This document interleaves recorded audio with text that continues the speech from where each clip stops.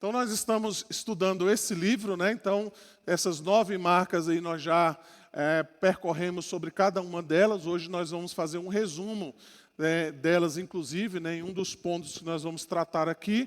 Mas o nosso tema hoje é exatamente esse, né? É a 9ª marca, o interesse, então, dessa igreja pelo discipulado e crescimento. Então, percebam que nós estamos falando a respeito exatamente disso. Nós estamos buscando entender o que é uma igreja saudável, né? Como nós podemos, então, verificar essas marcas através disso, então, tá? Então, o que a gente vai falar é exatamente sobre esses 4 pontos aí, né? O que a Bíblia diz sobre o crescimento, uma prática bíblica de crescimento, por que o crescimento da igreja é importante e o que acontece, então, se nós não crescermos a respeito, então, da igreja, tá? Então, vamos lá. Primeiramente, o que a Bíblia fala sobre crescimento? Os irmãos acham que é da vontade de Deus que a igreja cresça? Vocês acham que Deus, de fato, tem essa intenção? Ou é algo que a gente, às vezes, fica inventando da nossa cabeça? Deus quer que a igreja cresça? Sim. Deus quer que o mundo se desenvolva? Ou não? Sim ou não? A tecnologia é algo de Deus ou não?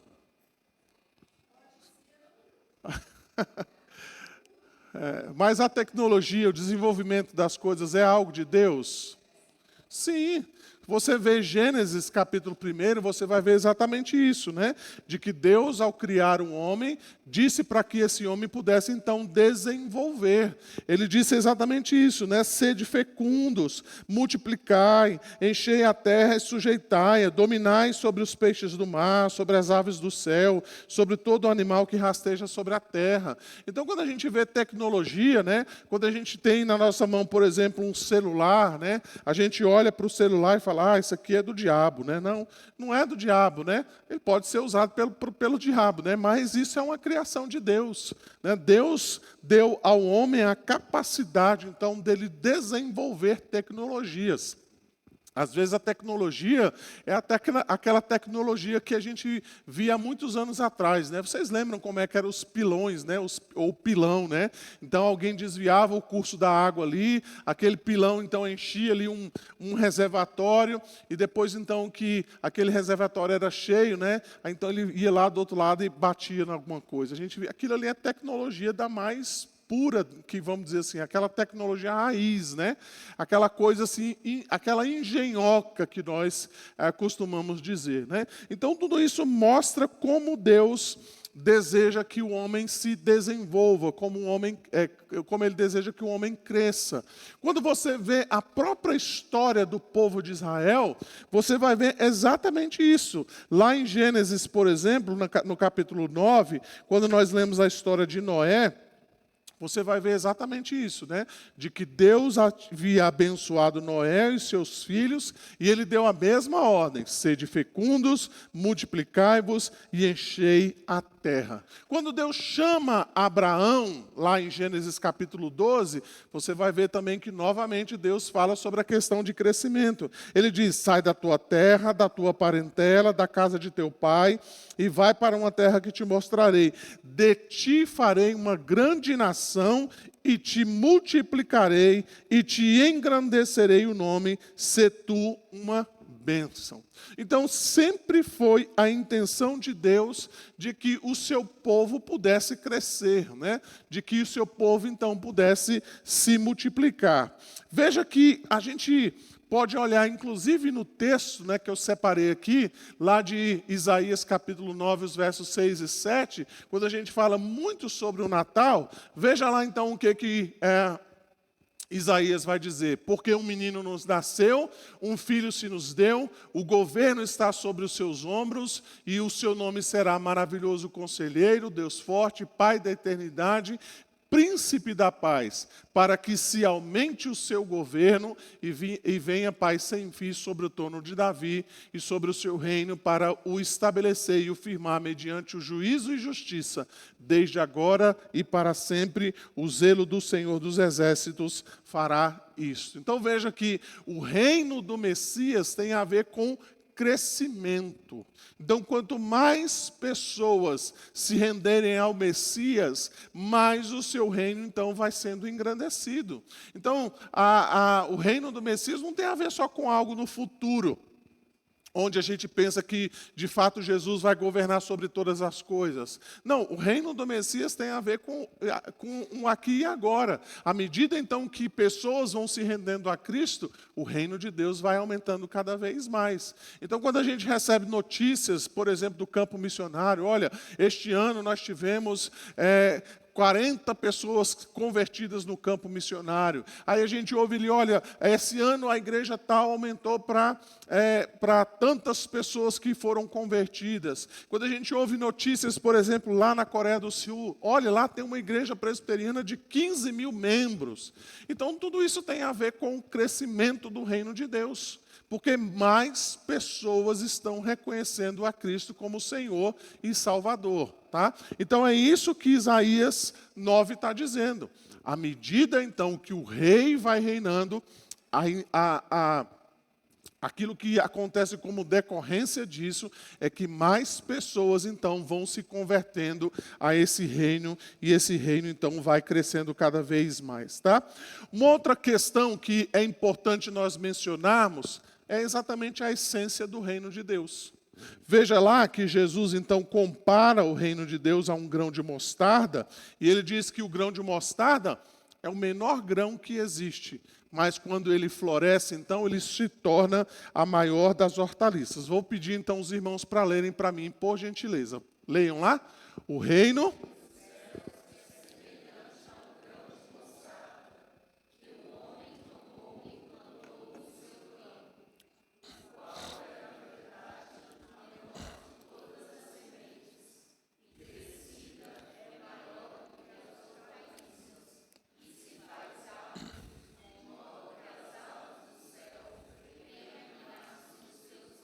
Isso. Então veja aí, o reino dos céus ou o reino de Deus, ele tem a ver com isso, né? Com o crescimento. A gente precisa então crescer. A gente vai falar um pouquinho sobre isso mais adiante, tá?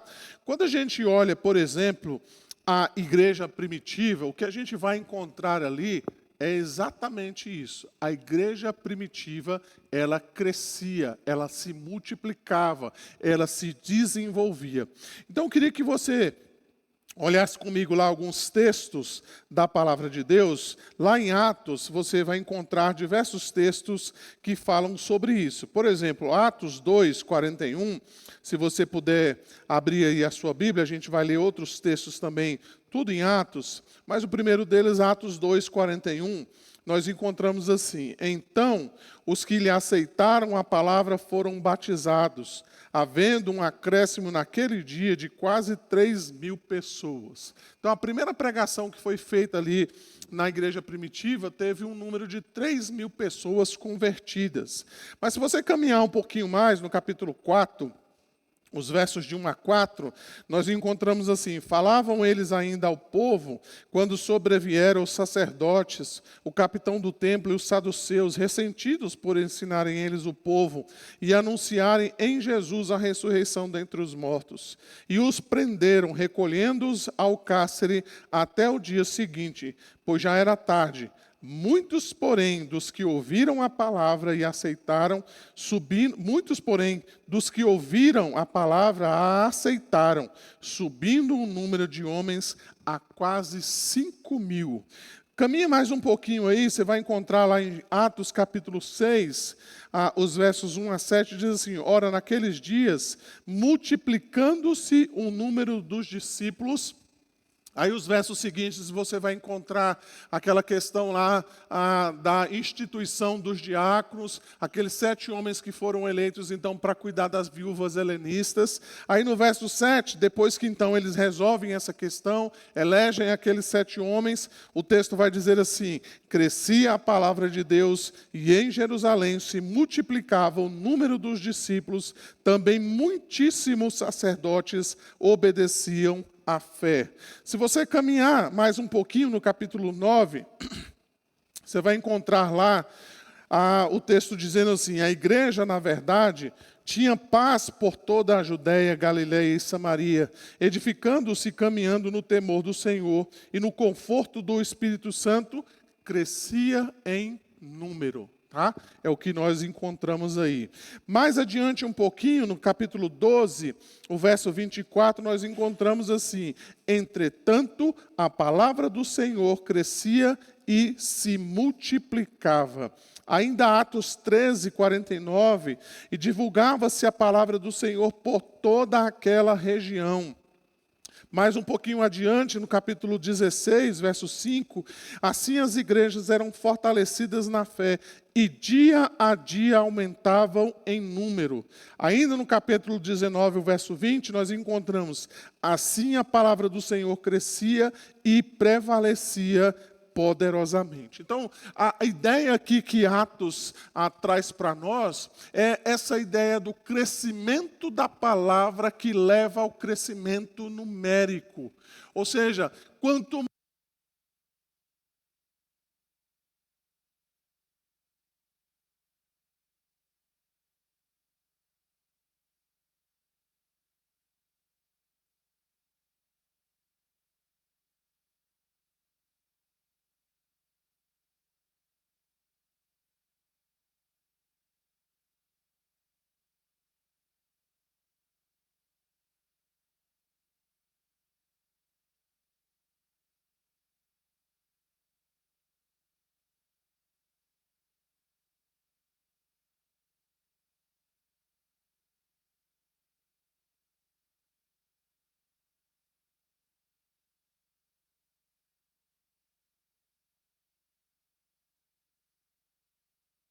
a própria igreja. Então veja que interessante, não é, irmãos? Nós observarmos a igreja primitiva e nós não ficarmos simplesmente olhando para aquela questão da comunhão, que a gente gosta muito de falar sobre isso, né? Quando a gente pensa na igreja primitiva. Não, a igreja primitiva tinha comunhão, tinha aquele momento então deles estarem juntos, mas também tinha momentos de crescimento.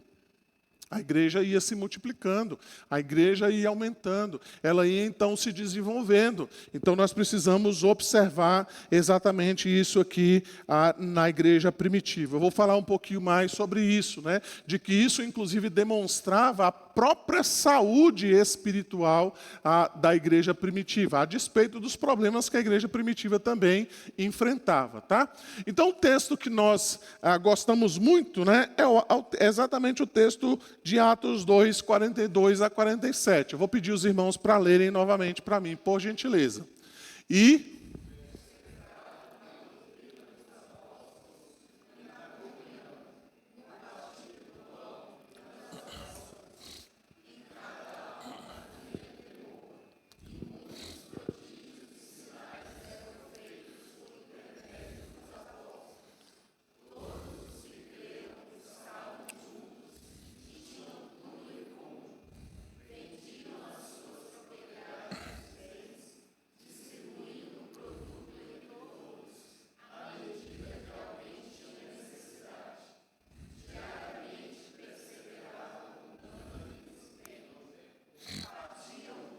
De casa em casa.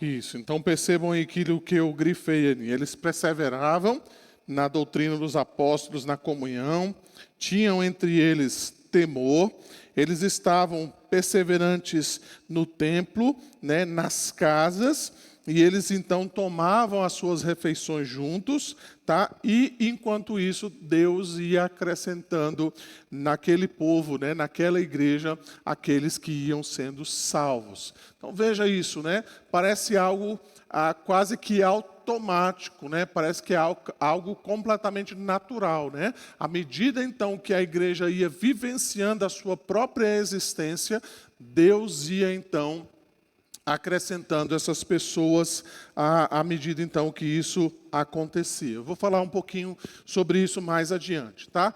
Mas, além disso, vale a gente pensar também um pouquinho naquilo que o Novo Testamento fala sobre crescimento.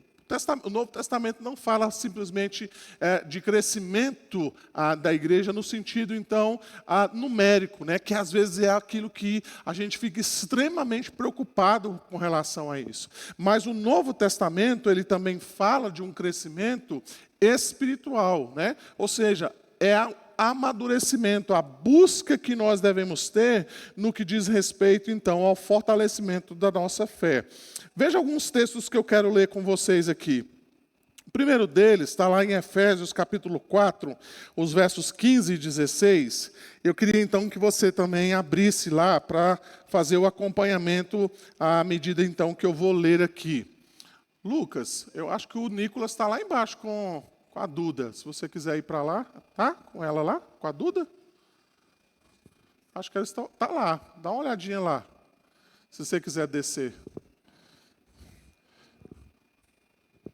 Então vamos lá, Efésios capítulo 4, os versos 15 e 16, veja aí. Mas seguindo a verdade em amor, cresçamos em tudo naquele que é a cabeça, Cristo, de quem todo o corpo bem ajustado e consolidado pelo auxílio de toda junta, segundo a justa cooperação de cada parte, efetua o seu próprio aumento para a edificação de si mesmo em amor. Então veja que Paulo está falando aqui, não simplesmente de um crescimento numérico, mas ele está dizendo aqui de um crescimento, de um aprofundamento na fé. Ele está dizendo, em outras palavras, à medida então que nós caminhamos com Cristo, requer-se de nós então esse amadurecimento, esse crescimento espiritual. E à medida então que nós vamos crescendo e amadurecendo, outras pessoas também podem desfrutar disso.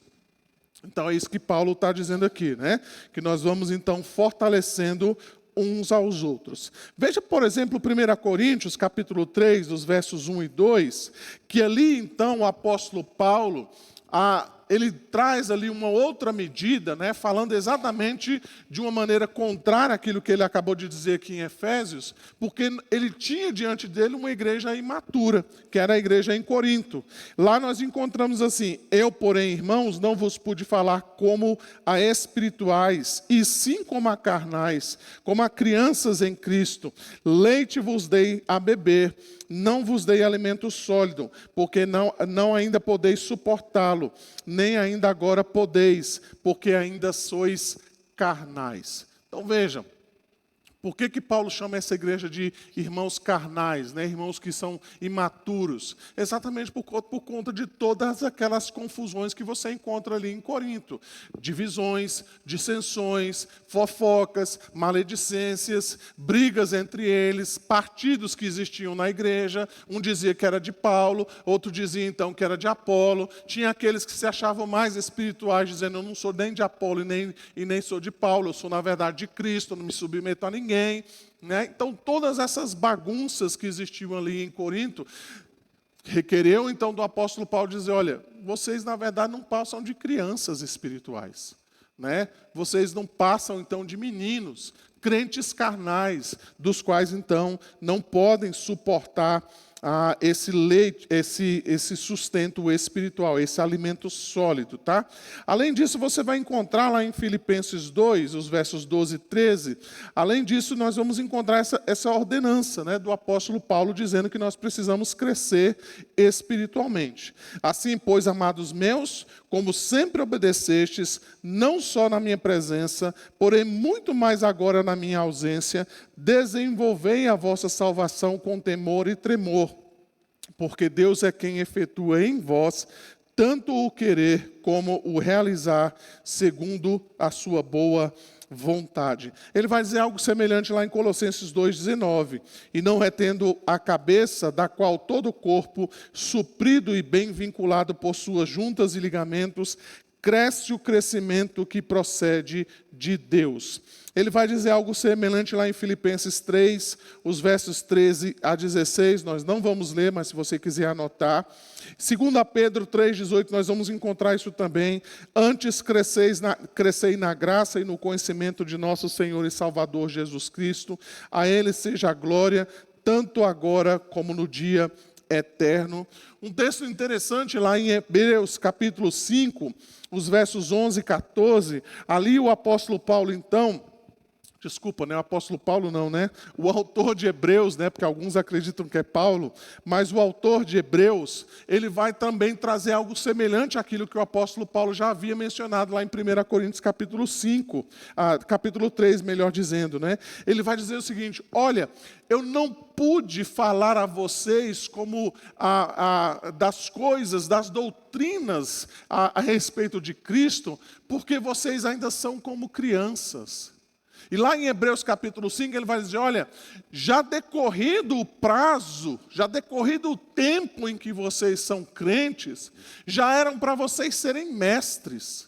Mas eu não posso falar com vocês dessa forma, porque na verdade vocês ainda necessitam do leite espiritual. Em outras palavras, o autor de Hebreus está dizendo, olha, eu esperava conversar com vocês a uma certa altura, com uma certa maturidade, trazer para vocês um ensino sólido, trazer para vocês ensinos complexos a respeito da pessoa de Cristo, mas eu não posso fazer isso, porque vocês ainda são crianças espirituais, ainda que vocês tenham um certo tempo como crentes. Ainda que vocês já tenham decorrido um prazo como cristãos, vocês não amadureceram, vocês não procuraram crescer, vocês ainda são como crianças e vocês ainda necessitam do leite espiritual. Você já deve ter lidado com pessoas assim, não é? Pessoas adultas, velhas, que você fala assim, gente, mas isso aí já era para você ter vencido. Isso é coisa de menino buchão, a gente fala, não é? Não sei se os irmãos conhecem essa expressão, né? Isso é coisa de menino buchudo. Isso é coisa de menino criado com vó, que não cresceu, não saiu da bolha. Isso já era para você ter vencido. Você já está com mais de 30 anos, rapaz, e você ainda está com essas coisas de criança. É mais ou menos isso que o autor de Hebreus está dizendo. Vocês já são crentes antigos, mas eu não consigo falar com vocês como crentes antigos, porque vocês não suportam as doutrinas profundas, as doutrinas mais complexas da palavra de Deus. Então vejam que a Bíblia, o Novo Testamento, ele não está preocupado apenas com um crescimento numérico, mas ele também está preocupado com o nosso crescimento em qualidade, no nosso amadurecimento. Se de fato nós estamos prontos no que diz respeito, então, à nossa vida pessoal. E isso vai ter algumas implicações para nós no final, quando eu mencionar aqui algumas aplicações, né, daquilo que nós pensarmos, então, a respeito do crescimento numérico da igreja. Tá? Então, comentando lá Hebreus, capítulo 5, o comentarista, né, o Simon Kistemaker, ele diz assim, quando o escritor de Hebreus diz, de fato, devido ao tempo devia ser mestre, ele não está falando sobre educadores profissionalmente qualificados. Antes, ele se refere ao crente que ouviu as histórias bíblicas e foi ensinado na doutrina da salvação, mas apesar disso, falha em pôr a habilidade em prática para conduzir outros ao conhecimento da salvação em Cristo. Que decepção quando um cristão que tem a oportunidade de testemunhar de Cristo e ensinar o Evangelho se recusa a isso porque se sente inadequado. Então, o que Simon está dizendo é, se espera de um crente antigo maturidade, sabedoria, conhecimento. Então, quanto mais tempo nós temos como cristãos, mais maturidade se espera dessa pessoa. É por isso que quando a gente pensa na velhice, né, a velhice tem esse lado positivo, né? As pessoas idosas, as pessoas com mais idade, são consideradas como pessoas sábias, né? Exatamente por causa da experiência que essa pessoa está passando, né? É por isso que de vez em quando, né, o pai diz para o filho assim: meu filho, não faz isso porque não dá certo. Aí o filho pensa assim: ah, meu pai está jogando água fria, né? Está jogando balde de água fria em mim. Não é. É porque o pai provavelmente já passou por essa experiência e ele sabe que isso não dá certo. Ele sabe que esse caminho não é um caminho proveitoso, né? Então, veja, o crente experimentado não é simplesmente aquele crente que tem muitos anos de vivência na igreja, mas é aquele crente que de fato é amadurecido. E quão triste é, não é, irmãos? Quando a gente encontra pessoas já antigas de igreja, né? 20, 30, 40 anos de igreja, e quando você senta para conversar com essa pessoa, ou quando você põe essa pessoa, então, à prova a respeito da sua fé, daquilo que ela de fato acredita, quão decepcionante é você perceber que aquela pessoa ainda não saiu das coisas elementares da fé cristã. Né? Ela não tem nem condições, nem capacidade de explicar a mensagem genuína do Evangelho de Cristo. Né? Então é isso que Hebreus está mostrando para nós. Tá? Então, novamente, né, a Bíblia não fala só sobre um crescimento numérico, mas também fala desse crescimento, desse amadurecimento que cada um de nós precisamos ter. Tá? Além disso, então, segundo a Escritura, o crescimento vem de Deus. Tá? Então veja que 2 textos que eu vou pedir aqui para ler, por gentileza, eu vou pedir a Ana Luísa Guedes para ler, por favor, 1 Coríntios 3, os versos 3 a 9, e eu vou pedir ali o Dedé para ler Marcos, capítulo 4, os versos 26 a 29. 1 Coríntios 3, 3 a 9, e Marcos 4, 26 a 29. Porquanto, havendo entre vós ciúmes e contendas, não é assim que sois carnais e andais segundo o homem? Quando, pois, alguém diz, eu sou de Paulo, e outro, eu de Apolo, não é evidente que andais segundo os homens? Quem é Apolo e quem é Paulo? Servos por meio de quem crestes, e isto conforme o Senhor concedeu a cada um. Eu plantei, Apolo regou, mas o crescimento veio de Deus. De modo que nem o que planta é alguma coisa, nem o que rega, mas Deus que dá o crescimento. Ora, o que planta e o que rega são um, e cada um receberá o seu galardão, segundo o seu próprio trabalho. Porque de Deus somos cooperadores, lavouras de Deus, edifício de Deus, sois vós. Tá? Então ele está dizendo aqui, porque o crescimento vem de Deus. Deus é quem dá o crescimento da igreja. Tá? Marcos capítulo 4, os versos 26 a 29. A parábola da semente. Disse ainda, o reino de Deus é assim como se um homem lançasse a semente à terra, depois dormisse e se levantasse de noite e de dia, e a semente germinasse e crescesse, não sabendo ele como. A terra por si mesma frutifica, primeiro a erva, depois a espiga, e por fim um grão cheio na espiga. E quando o fruto já está maduro, logo se lhe mete a foice, porque é chegada a hora da ceifa. Isso, então o que Jesus está ensinando aqui também é a mesma coisa nessa parábola, né? A pessoa então planta, mas ela não sabe exatamente como acontece o crescimento. Ela vai dormir e o crescimento então acontece naturalmente. Então isso é importante nós compreendermos, né? O crescimento da igreja é um crescimento que vem dado por Deus. Isso implica em dizer, irmãos, que nós precisamos orar por crescimento. Nós precisamos pedir a Deus por isso, nós precisamos suplicar a Deus que Deus mande as pessoas, nós precisamos então nos ajoelhar todos os dias pedindo que Deus alcance pessoas, que Deus converta corações. Isso não é uma obra meramente humana, né? Ela é sobrenatural.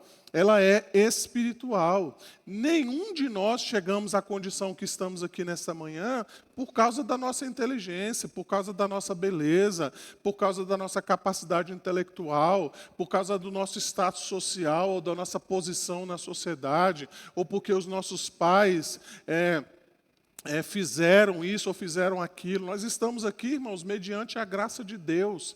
É óbvio que Deus pode usar o que Ele deseja, né? É óbvio que muitos de nós talvez nascemos no lar cristão e desde o início, então, já ouvimos o Evangelho, né? A palavra de Deus. É lógico que Deus pode ter usado os nossos pais em nos trazer à igreja, em nos fortalecer na fé cristã.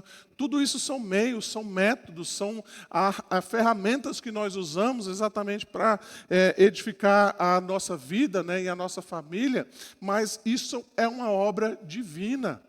Ao mesmo tempo que a gente traz os nossos filhos, por exemplo, à igreja, a gente precisa orar por eles, para que Deus, de fato, converta o coração dos nossos filhos, e não que eles venham simplesmente porque a gente obriga que eles venham. Então, é uma obra espiritual. A igreja, ela cresce à medida, então, que a gente entende, né, que Deus vai dando esse crescimento à sua igreja. Tá? Além disso, então, o Mark Dever, ele sugere, então, uma prática bíblica de crescimento. Tá? Eu não vou gastar muito tempo com isso aqui, porque, na verdade, ele só está fazendo aqui um resumo daquilo que já foi dito nessas 8 marcas anteriores, né? Então ele fala que a pregação expositiva é importante no que diz respeito ao crescimento da igreja, né? Então, à medida que que a gente prega, né, a palavra de Deus expositivamente, o meio que Deus usa então para que a igreja cresça, né? Então é isso que ele está dizendo. Dentro disso, então, tem uma citação bem interessante, né, desse autor, o Os Guinness. Ele diz assim: a exagerada meia-verdade a respeito de que a igreja precisa atender às necessidades das pessoas gera consequências involuntárias. Afinal de contas, se as verdadeiras necessidades são o primeiro passo rumo à fé e à oração, as falsas necessidades são o oposto.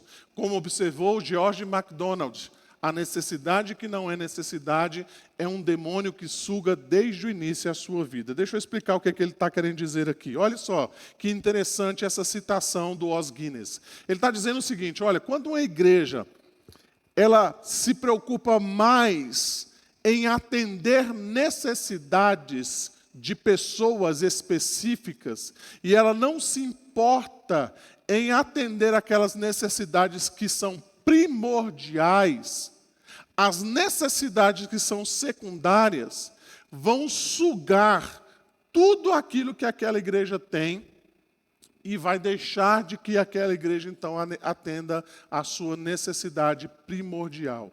Em outras palavras, o que ele está dizendo é o seguinte: se a igreja entende que o único meio de trazer fé e trazer conversão ao coração das pessoas é a pregação da palavra de Deus, então é isso que a igreja tem que fazer. Ela não tem que estar preocupada em atender necessidades específicas. Ah, vamos fazer a nossa igreja assim, porque a gente vai atender um grupo X. Ah, vamos fazer a nossa igreja Y, porque nós vamos atender um grupo W. Ah, agora a gente tem a necessidade tal, porque a gente tem que atender um grupo A, um grupo B, um grupo C. Vamos fazer da nossa igreja um meio de atender necessidades específicas para pessoas específicas. O que o Gisner está dizendo é: isso vai sugar toda a nossa vida. Isso não vai trazer aquilo que de fato é necessário, que é fé e arrependimento à vida das pessoas. Agora, quando a igreja entende que o seu papel é pregar expositivamente a palavra de Deus e que é isso que de fato traz fé ao coração das pessoas, então nós precisamos nos desgastar para isso, para que a palavra de Deus, então, seja pregada. É lógico que existem outras necessidades. É lógico que a gente vai ter que observar cada grupo que existe dentro da igreja. Mas esse não é o objetivo principal, esse não é o objetivo primordial. O objetivo primordial, principal da igreja é levar fé e arrependimento ao coração das pessoas através da pregação da palavra de Deus, tá? Além disso, nós já falamos sobre isso, né? Sobre uma teologia bíblica, ou seja, a igreja precisa crescer exatamente nisso, né? De que levem os seus membros ao crescimento espiritual, ao conhecimento da Bíblia. É isso, então, que a gente precisa compreender. Além disso, ele já falou sobre isso, né? O entendimento bíblico do Evangelho. Ou seja, nós compreendermos quem nós somos, compreendermos a obra de Cristo, compreendermos a necessidade, então, da nossa conversão, do nosso arrependimento. Ele também, nós já falamos sobre isso, né? Sobre o entendimento bíblico da conversão. Então, quando você compreende seu estado espiritual e a sua dependência de Deus para a vida cristã, em vez de tornar-se indiferente, você torna-se grato, profundamente grato a Deus por ter tido misericórdia de você e de muitos outros, né? É isso também que nós já falamos em outra ocasião. Também nós falamos sobre o entendimento bíblico da membresia, quando nós entendemos, então, que nós estamos aqui não simplesmente para ouvirmos, para assistirmos, para nos tornarmos passivos diante das necessidades da igreja, mas nós estamos comprometidos uns com os outros, estamos comprometidos com o reino de Deus, estamos comprometidos com o Evangelho. Quando a gente entende que ser membro da igreja é se comprometer com a igreja, é ter tempo, é gastar-se pela igreja, então nós estamos entendendo que este é o meio, né, de que a igreja então pode crescer. Nós falamos também sobre o entendimento bíblico, né, da disciplina eclesiástica. Então, nós precisamos muitas vezes, digamos assim, limpar, né, a igreja dos seus problemas, das suas dificuldades. E isso muitas vezes acontece por meio da disciplina eclesiástica e também um entendimento bíblico da liderança da igreja, né? Então, nós precisamos entender de que a liderança bíblica é uma liderança que serve, é uma liderança, então, que se desgasta, uma liderança, então, que vai à frente do povo de Deus, conforme nós vimos em outras ocasiões passadas, tá? Então, vamos lá. Então, por que o crescimento da igreja é importante? Por que é importante? Alguém gostaria de sugerir alguma resposta?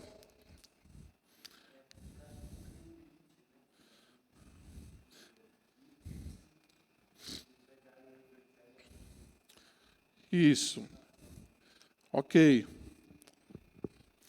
Essa é uma das coisas, já coloquei aqui, porque é um mandamento, né? Cristo disse para a gente fazer discípulos de todas as nações. Mas o que mais?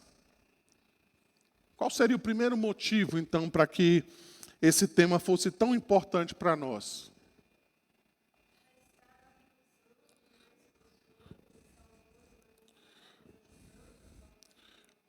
Ok. Está dentro daquilo que o Júnior acabou de falar. Opa, esse aí é um terceiro ponto que eu coloquei aqui. Então, é a ordem natural de um organismo vivo. Se nós temos o nosso corpo saudável, a tendência é de que o nosso corpo cresça, né? Que a gente não tenha nenhuma dificuldade no crescimento de um organismo vivo, né? Então, se você planta uma semente, você espera que aquela semente faça o quê? Ela frutifique, ela se torne uma árvore, e a partir daquela árvore, então, ela dê os seus próprios frutos, né? Então, nota, irmãos, a igreja, ela é um organismo vivo. Então, se a igreja ela não cresce naturalmente, possivelmente há um problema aí que a gente precisa verificar, constatar, para que de repente a gente então possa perceber o que impede que esse corpo vivo então cresça, né? Então, quando uma igreja ela entra num declínio espiritual e você percebe que ela está morrendo, isso não é algo natural. Ela está doente, ela precisa ser revitalizada, ela precisa, então, ser revivificada, ela precisa, então, novamente passar por talvez um processo de poda. Não é isso que Jesus falou? Né? Às vezes você precisa podar a árvore para quê? Para que ela dê mais frutos, né? Ou para fortalecer aqueles galhos que dão frutos, né? Quem sabe, quem mexe com agricultura ou quem mexe com poda de árvores, sabe do que eu estou falando e sabe do que Jesus está dizendo.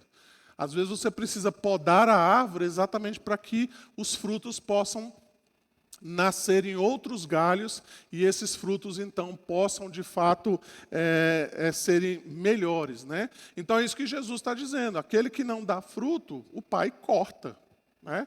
Então, às vezes, a igreja precisa passar exatamente por esse processo, né? Porque ela é um organismo vivo. Então, naturalmente, a igreja precisa crescer.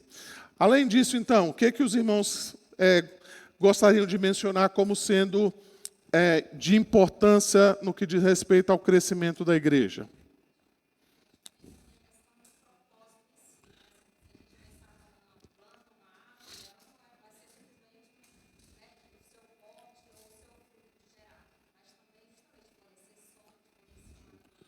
Ok, está dentro dessa questão aqui que a gente mencionou. Algum outro?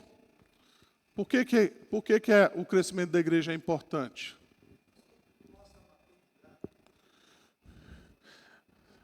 Eu coloquei outra coisa, mas vamos lá, mostra a maturidade, né? Eu coloquei que seria o resultado da santidade da igreja. Porque uma igreja precisa ter santidade para crescer, né? Então isso mostra também, se a igreja está crescendo, é porque aquela igreja está cada vez mais santa, né? Deus está colocando mais, essas pessoas estão mais comprometidas com o Senhor, essas pessoas estão revelando exatamente essa maturidade que foi mencionada aqui pelo presbítero Eduardo, né?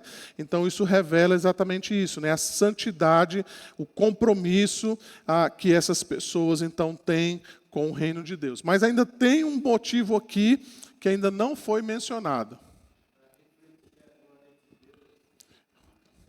Isso, exatamente, Júnior, para que Deus seja glorificado, né? Então, à medida que nós crescemos, irmãos, Deus é glorificado. Lembra que eu falei que essa é a vontade de Deus para nós, que nós cresçamos, que nós sejamos maduros, que nós possamos progredir na vida cristã. O crescimento da igreja tem a ver com isso, tem a ver com a glória de Deus, com o reino de Deus, com a pessoa de Deus. Então, quanto mais a igreja cresce, mais pessoas estarão glorificando a Deus, mais pessoas então estarão bendizendo o nome de Deus. Então percebam, irmãos, uma questão prática aqui para nós. Essa ideia que muitas vezes nós temos, né, de que a igreja ela precisa simplesmente ser uma igreja de manutenção, não é uma ideia do Novo Testamento. Não, pastor, deixa tudo do jeito que está. As pessoas que estão aqui está bom. A gente não pode perder ninguém, mas se não vier também, está tudo certo. Vamos manter aqui as nossas 99 ovelhas, né? Não vamos atrás de mais ninguém, não. Vamos ficar aqui, vamos fazer de tudo para que essas 99 ovelhas fiquem aqui, né? Vamos fazer tudo possível, né, para que a gente fique aqui exatamente do jeito que a gente está. Essa não é a ideia do Novo Testamento.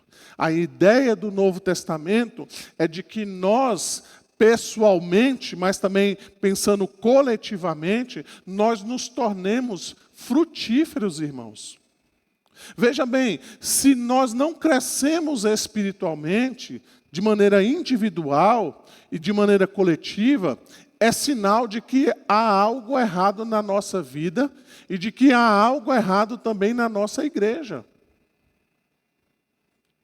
Porque isso é algo natural. Isso é algo que deve acontecer. Isso é algo que, de fato, deve ser vivenciado. Os frutos da vida cristã precisam aparecer na nossa vida. Se eles não aparecem, possivelmente há alguma coisa de errada com a sua vida. Talvez você não está entendendo bem o que é ser um cristão. Talvez nós não estamos entendendo bem o que é ser uma igreja cristã. Talvez nós não estamos entendendo bem qual é a vontade de Deus, então, para as nossas vidas. Então, isso nos leva, né, ao último ponto aqui, né, a última pergunta. O que vai acontecer, então, se nós não crescermos? Vai acontecer exatamente isso. Nós estaremos na direção oposta a tudo aquilo que nós acabamos de mencionar. Nós vamos estar numa condição oposta àquilo que o Novo Testamento diz para nós. O Novo Testamento mostra uma igreja crescente, pulsante, que vai para todos os lugares, onde há multiplicação, onde há crescimento espiritual. Nós vamos contra, inclusive, aquilo que o apóstolo Paulo menciona, de que nós devemos crescer, nós devemos amadurecer, nós devemos então procurar fazer cada vez mais a nossa vida parecida com Cristo. Se nós não crescemos individualmente e se nós não crescemos de maneira coletiva, isso tudo está contrário àquilo que o Novo Testamento está dizendo. Então nós estamos em oposição à própria revelação bíblica, né? Então isso também pode revelar o seguinte, irmãos, de que nós não estamos preparados para crescer. Então veja bem, né? Eu conversava com uma pessoa essa semana, né? Imagine aqui a gente pensar o seguinte, que Deus mandasse aqui 10 pessoas de uma só vez, dizendo, pastor, eu quero me tornar membro da igreja hoje. 10 pessoas aqui do Sudoeste, que nunca frequentaram igreja nenhuma, que nunca ouviram falar do amor de Deus verdadeiramente, sabem a respeito de Jesus por causa do Natal, mas precisam ser evangelizadas, discipuladas, inseridas no corpo de Cristo, na nossa igreja. 10 pessoas, seria um crescimento de 10% da nossa igreja em um ano. A pergunta é, quem vai cuidar dessas pessoas? Nós estaríamos preparados para isso, irmãos? Honestamente falando? Para cuidar de 10 pessoas, para discipulá-las, acompanhá-las, fazê-las entender a fé cristã, segui-las durante um tempo, ajudá-las na introdução dos trabalhos da igreja, nós estaríamos, de fato, preparados para receber 10 pessoas de uma só vez? Então vejam, irmãos, que o crescimento da igreja, ele não é só necessário, mas ele precisa também ser compreendido de maneira correta. Porque o que pode acontecer, irmãos, se nós não entendermos que nós precisamos de fato crescer, nós vamos ter crianças cuidando de crianças. Pessoas que já deveriam ser mestres, já deveriam compreender bem a fé cristã, cuidando de pessoas que estão começando a fé cristã e que de fato são crianças espirituais, são pessoas novas na fé cristã e que precisam ser acompanhadas, né? É aquela história, né, de que você deixa o menino de 9 anos cuidando da menina de 5, né? É uma criança cuidando de outra criança. O que nós precisamos, então, é compreender essas duas disposições. Crescermos espiritualmente e crescermos também numericamente. À medida, então, que nós nos aprofundamos, à medida, então, que nós amadurecemos, nós também estaremos prontos para pedir a Deus para que a nossa igreja também cresça numericamente, segundo aquilo que Deus enviar para nós, tá? Então, concluindo, nós podemos, então, novamente aqui citando o pastor McDever, ele vai dizer lá o seguinte, né? Eu vou pedir os irmãos para lerem. A igreja...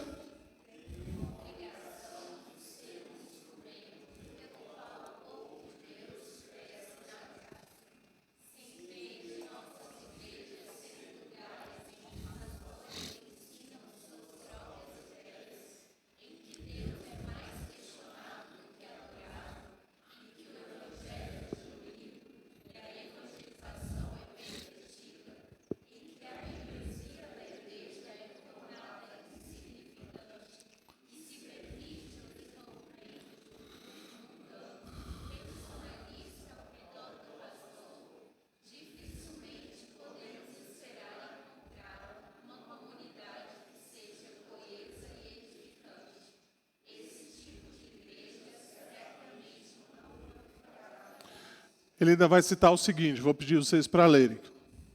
Se tivermos...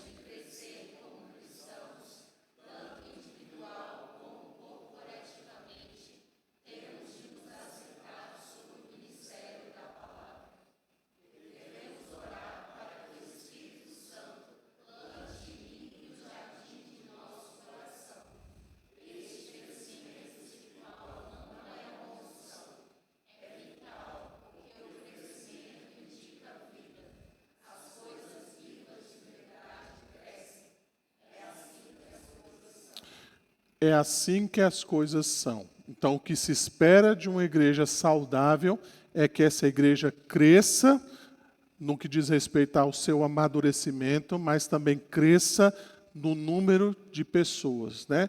Se de repente a gente não cresce no nosso amadurecimento espiritual, e se nós não crescemos numericamente, talvez existam problemas que nós precisamos verificar. É assim na nossa vida. Se nós percebemos que durante o ano de 2024, você encerrou o ano da mesma maneira que você encerrou o ano de 2023, pode ser que existam problemas na sua vida que precisam ser mudados, precisam ser verificados, né? Quando a gente pensa, por exemplo, na vida conjugal, né? Eu sempre falo isso para casais, não adianta você manter uma flor viva fazendo o seguinte, né? Olha, você molha um dia e eu molho um dia. Se um dos cônjuges não molhar o dia que for o dia dele, aquela flor certamente não vai suportar. Ainda que o outro fique molhando nos dias que ele foi designado para molhar aquela flor. Quando os dois não molham, então, pode ter certeza, né? A flor vai morrer rápido. Então, a vida espiritual, ela precisa continuamente desse crescimento. Nós precisamos continuamente ficar regando a nossa vida espiritual. Irmãos, não se enganem, não existe vida espiritual estática. Se você não cresceu, significa que você diminuiu.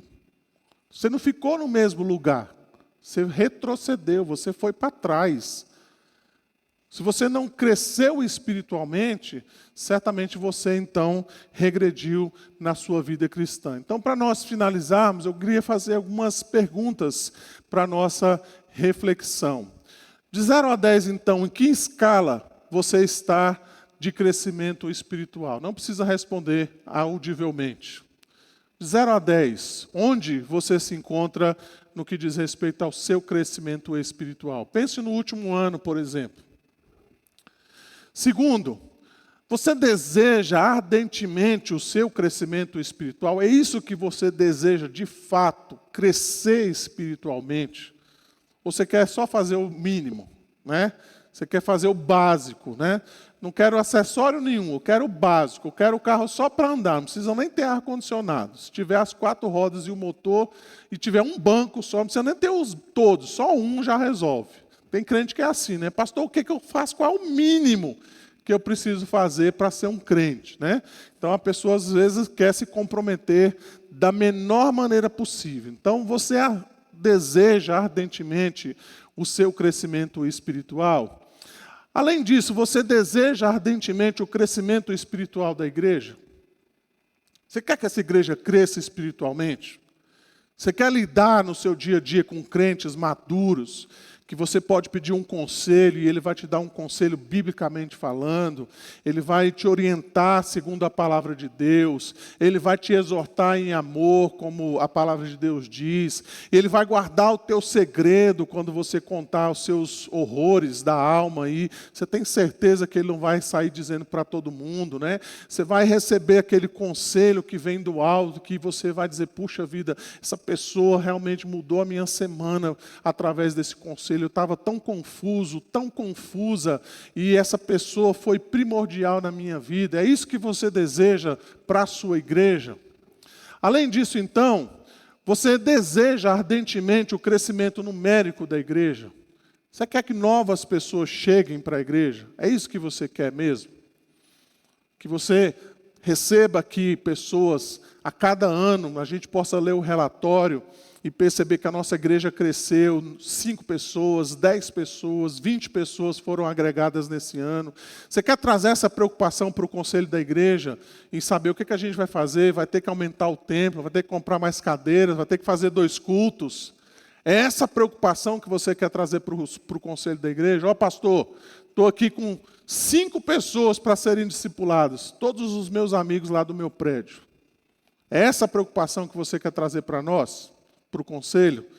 Como a gente vai fazer então para agregar e para trazer essas pessoas então para a nossa igreja? Pense sobre isso então. E por fim, irmãos, o que você faz ou o que você fará para atingir o objetivo das perguntas 2, 3 e 4. O que você está fazendo por isso?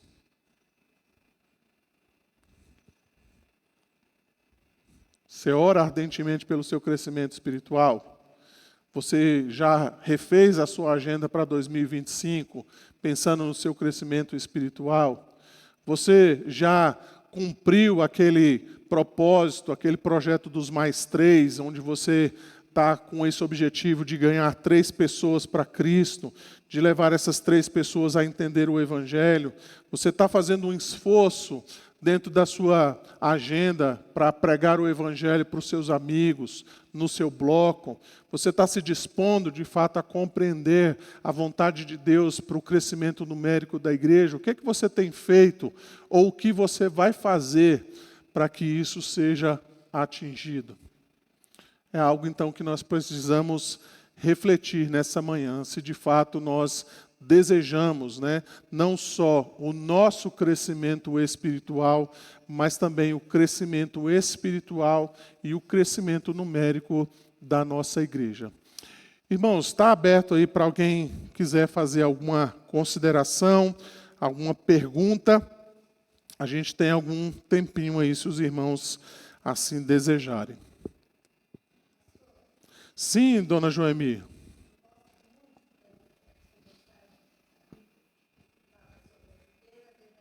Sim.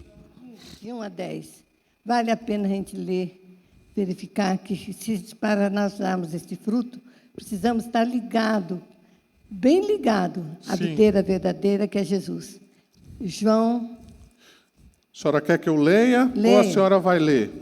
Se a senhora quiser ler, pode ler, senão Posso eu leio. ler para a senhora, Inclusive, sem problema. Eu tenho a mensagem aqui na Sociedade Bíblica do Brasil para dar para os irmãos. Tá, É muito bonita essa mensagem. Eu vou ler aqui, João 15, dos versos de 1 a 10, não é isso? Isso. Diz assim: eu sou a videira verdadeira e meu pai é o agricultor. Todo ramo que estando em mim não der fruto, ele o corta. E todo que dá fruto limpa, para que produza mais fruto ainda. Vós já estáis limpos pela palavra que vos tenho falado. Permanecei em mim e eu permanecerei em vós. Como não pode o ramo produzir fruto em si mesmo, se não permanecer na videira, assim nem vós o podeis dar, se não permanecerdes em mim. Eu sou a videira, vós os ramos. Quem permanece em mim e eu nele, esse dá muito fruto, porque sem mim nada podeis fazer. Se alguém não permanecer em mim, será lançado fora, à semelhança do ramo, e secará. E os apanharão, lançam no fogo e o queimam. Se permanecerdes em mim e as minhas palavras permanecerem em vós, pedirei o que quiserdes e vos será feito. Nisto é glorificado meu Pai, em que deis muito fruto, e assim vos tornareis meus discípulos. Como o Pai me amou, também eu vos amei, permanecei no meu amor. Se guardardes os meus mandamentos, permanecereis no meu amor, assim como também eu tenho guardado os mandamentos de meu Pai, e no seu amor tenho permanecido. Eu estou com a mensagem aqui, da Sociedade Bíblica do Brasil. Quem quiser. Tá bom. Obrigado, dona Joemir. Alguém mais gostaria de fazer alguma consideração? Wilson. O pastor, em relação ao crescimento espiritual, acho que não tem muita ressalva, não, porque tanto a igreja como individualmente, isso é o que se espera, de todo os eleitos, os cristãos verdadeiros, Em relação ao crescimento numérico, tem que fazer algumas ressalvas. O senhor fez algumas aqui. Nós tivemos, acho que uma EBD no ano passado, que foi trazida aqui a questão da Coreia do Sul, que teve um avivamento lá no início do século XX. Tem igrejas lá enormes. Uhum. Na linha que da dona Joami estava lendo, enfim, aqui em Mateus 15, ele fala assim, aquela questão de não lavar as mãos quando os anciãos estavam criticando Jesus. Aí ele fala o seguinte, toda planta que meu Pai celestial, isso no versículo 13, não plantou, será arrancada. A gente sabe que tem igrejas, inclusive aqui no Brasil, que tem um crescimento enorme. Sim. Só que uns dá até tristeza quando a gente vai saber.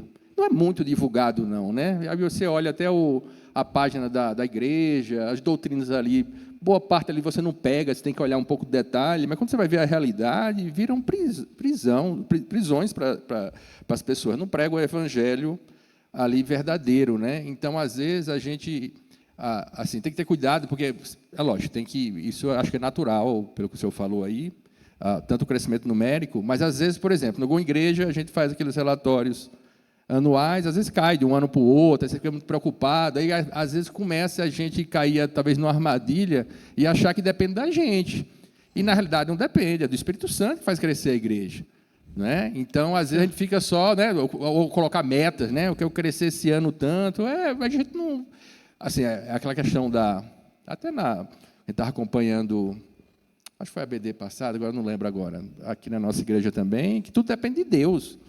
Né? Que às vezes a gente querer trazer para a gente. Né? Isso não quer dizer, porém, igual naquela questão da Coreia do Sul, que a gente não deva estudar a situação da Coreia do Sul e dizer o seguinte: o que eles fizeram lá que cresceu tanto lá, o pessoal aceitou tanto o evangelho, a gente tem notícia aí de várias pessoas lá orando por vários dias, espíritos, relatos, né? Eu achei até inclusive do americano, né? Mas isso por um lado, para a gente ver que vai que alguma coisa que a gente não esteja fazendo aqui de maneira adequada e possa melhorar para a honra e glória do nosso Deus, mas por outro lado, a gente também não cair numa armadilha e achar que depende da gente. Eu tenho que fazer aquilo, tenho que fazer. Temos que fazer, isso não é mentira, né? Mas por outro lado, porque senão a gente vai, né, esquece a questão que Deus, da soberania de Deus, e acaba achando que a gente é que está convertendo as pessoas. Né, verdade, e que não é, a gente sabe que está muito longe disso. Né? Então, no que pese o crescimento espiritual, tanto da igreja individualmente, é isso que se espera, né, pelos textos que nós lemos aqui, mas crescimento numérico, talvez aí, quando a gente fala assim, numa média de longo, um período maior assim, vai ter, né? Mas às vezes num ano ou outro está caindo, pessoas estão sendo transferidas, etc. Mas quem converte a pessoa não é a gente, enfim, quem converte é o Espírito Santo, verdadeiramente, né? Em situações inusitadas completamente. Né? Às vezes a pessoa, para passar muito tempo na igreja, às vezes chega alguém aqui novo, né? Com uma pregação só, numa EBD como essa, e, né, Deus abre os olhos dele e ele vai, né, ser convertido e, a partir daí, frequentar a igreja, né, ser membro da igreja. Né? Então, tudo depende de Deus, né? Nada depende de nós, a gente não tem... Como diz a Bíblia, a gente não deve confiar na força do nosso braço, sim, né? Sim, Deus. A gente só tem que tomar uma precaução, Wilson, e uma preocupação de nós não levarmos isso ao extremo, né? De repente pensar, Deus é quem vai dar o crescimento, então eu não preciso fazer absolutamente nada, né? Então, a gente precisa trabalhar, certamente, de uma maneira... É aquela história, né? Eu gosto muito quando o Nicodemos ele diz o seguinte: a gente tem que trabalhar como se tudo dependesse de nós, mas dormir sabendo que tudo depende de Deus. Né? Então, uma igreja precisa trabalhar eficazmente, como se de fato tudo dependesse dela, né? Então, nós precisamos buscar essas marcas, nós precisamos verificar se de fato estamos sendo atuantes, né? Se nós não estamos sendo negligentes no nosso papel do testemunho, do nosso crescimento espiritual. Mas, quando a gente vai dormir, a gente sabe, Deus é quem vai fazer a obra. Né? Eu fiz o que eu deveria fazer, mas eu sei que é Deus que vai trazer o crescimento que nós necessitamos. Então, é nesse sentido que a gente precisa refletir, né? Se, de fato, nós estamos crescendo espiritualmente e se nós estamos trabalhando no sentido de também fazer com que a igreja cresça espiritualmente e numericamente. Né? Então, certamente, a igreja de Atos, por exemplo, eles dependiam de Deus. Você vê ali que é a ação do Espírito Santo mesmo, mas eles estavam em comunhão, eles estavam... À medida que a palavra era pregada, as pessoas iam se convertendo. Né? À medida que, quanto mais a palavra era divulgada, mais pessoas, então... se achegavam ali àquela igreja. Né? Então, essa interdependência, vamos dizer assim. Né? Certamente não depende exclusivamente de nós, mas nós não estamos excluídos desse processo, né, totalmente. Sim, Xandão. Alexandre Augusto, nome de imperador. Então, pastor, mais uma consideração, né, compartilhar a minha experiência. Eu fui de uma igreja neopentecostal, né? E é uma igreja que crescia bastante. Entretanto, tinha muitos métodos errados. Sim. Então, levava as pessoas a confiarem na força do braço delas. Pô, porque eu sou isso, porque eu sou aquilo. Até em mim mesmo eu vi isso também. Mas, apesar disso, lá também tinha pessoas que entendiam da soberania de Deus e que oravam, que clamavam e evangelizavam. E elas colhiam frutos disso. Então, a gente vê muitas vezes dois extremos.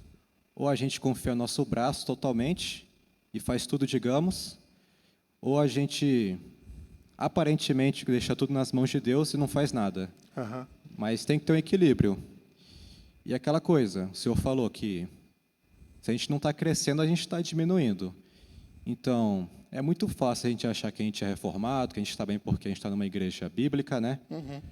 Mas, se culto após culto a gente vem, escola dominical após escola dominical, nenhum dos nossos amigos, nenhum dos nossos familiares vem com a gente vem sozinho, culto após culto. Semana após semana, a gente não prega o evangelho. A gente não sabe o que é orar 1, 2, 3 horas direto, clamando a Deus. Se é um fardo, vem para a igreja. Se a gente vem para o culto, se distrai. Se tudo isso a gente faz só por rotina, só mostra que a nossa vida é superficial, para não falar que a nossa fé é falsa. Então, uma das maneiras, eu creio, de avaliar o crescimento espiritual é, além da transformação do nosso caráter, né? É a questão das almas também. Se a gente está fazendo a diferença na vida do nosso chefe, nossos colegas.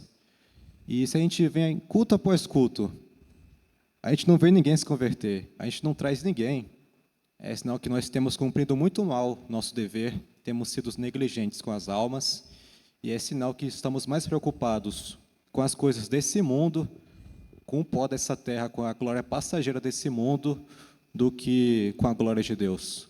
Então, um fruto de um coração realmente aquecido pelo poder de Deus é a paixão pelas almas. E que possamos, né, nos arrepender de coração por isso. E que possamos pedir a Deus para perdoar esse nosso pecado e que possamos realmente fazer diferença na vida dos nossos amigos na faculdade, do trabalho, nosso prédio, nossa comunidade, e que Deus possa trazer um verdadeiro avivamento às nossas vidas, à nossa igreja e às pessoas ao nosso redor. Tem um texto que eu gosto muito, se eu não me engano, é 1 Coríntios 15, verso 10. Se alguém puder conferir, para mim, algum bereano aí que puder conferir. Mas lá Paulo fala, ele fala exatamente isso, né? Quando ele está defendendo o apostolado dele, ele fala assim, olha, eu trabalhei muito mais do que os outros apóstolos, né? Eu me doei muito mais do que eles. E às vezes, você, lendo assim à primeira vista, parece que o apóstolo Paulo está meio orgulhoso do que ele está fazendo, né? Parece que ele está assim, ele meio autossuficiente, né? Dizendo, eu sou o cara, né? Eu faço e aconteço, né? E no finalzinho eu gosto quando ele diz assim, olha, mas tudo isso eu fiz, não eu, mas a graça de Deus em mim, né? Então, a graça de Deus, irmãos, ela é operosa, né? Ela modifica a nossa vida, ela nos impulsiona, ela cria em nós os hábitos que são próprios da conversão. Então, quando alguém diz assim, pastor, eu não tenho vontade de orar, eu não tenho vontade de ler a Bíblia, é lógico, vai ter momentos que você vai estar em situações de, não estou dizendo essas situações, mas quando isso é uma constante na sua vida, quando o tempo inteiro a gente percebe que existem pessoas que não gostam de orar, não gostam de ler a Bíblia, vir à igreja é um fardo, as coisas espirituais sempre são deixadas de lado, há algum problema grave que precisa ser verificado ali. Talvez essa pessoa, de fato, ainda não foi convertida ao Evangelho.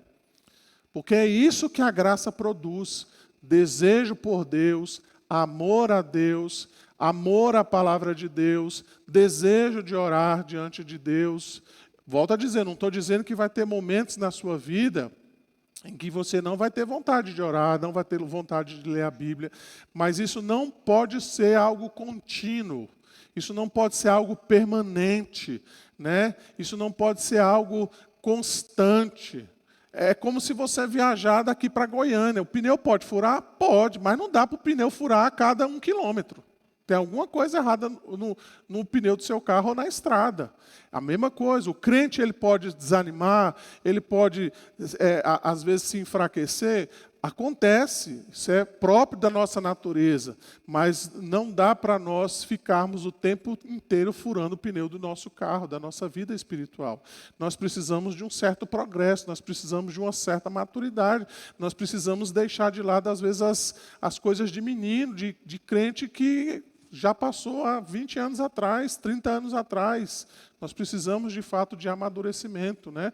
Nós precisamos de compromisso com o Senhor, porque é isso que a graça produz em nossa vida, o crescimento espiritual. Não só simplesmente nos salvar, né? Mas nós precisamos de um percurso até chegar lá na glória, né? Maduros, o máximo que for possível, né? Lógico que a gente não vai chegar lá perfeito, mas maduros naquilo que é necessário para a nossa vida, ok? Irmãos, mais alguma consideração rápida? Sim, dona Joemir. Sim? Das bem-aventuranças, Sim. que fala assim: os discípulos é o sal da terra. Nós somos o sal da terra. Nós somos discípulos de Jesus, vamos ter que ser o sal da terra, não é mesmo? Sim, exatamente.